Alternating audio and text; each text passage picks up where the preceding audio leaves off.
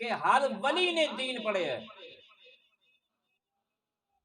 हर पीर अज तो 50 साल पिछे चले जाओ तो हर वो पीर हुंदा सी जिहड़ा सिर्फ तवीज नहीं सी लिखदा,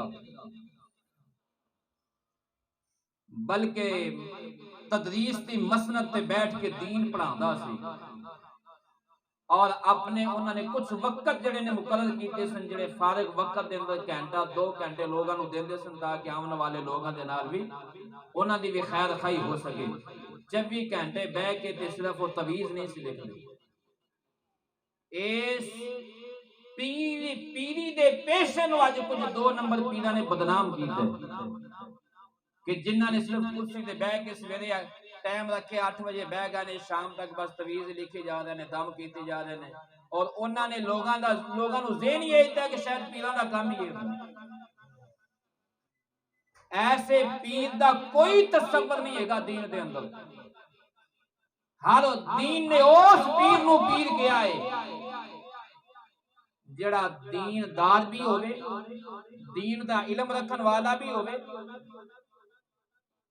अज ते माशाअल्लाह पीरा ने ऐसा मुसलमानों नूं और बिलखसूस अहले सुन्नत व जमात नूं ऐसा बदनाम कर दिता कि बेपर्दा औरतां पीरां दे कोल जा रही हैं और बिल्कुल बेपर्दगी है।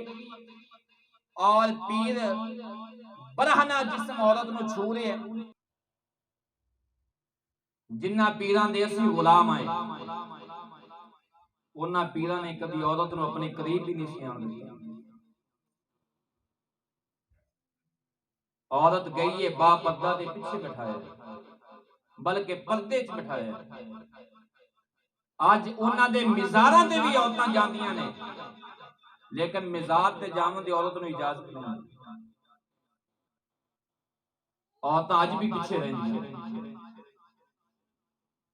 और जिहड़े इस तरह दम करने वाले, इस तरह औरतां नूं अपने कलावे दे अंदर लैण वाले, अज कोई चुम्मी शायद, कोई फलाने शायद, कोई धमकाने शायद।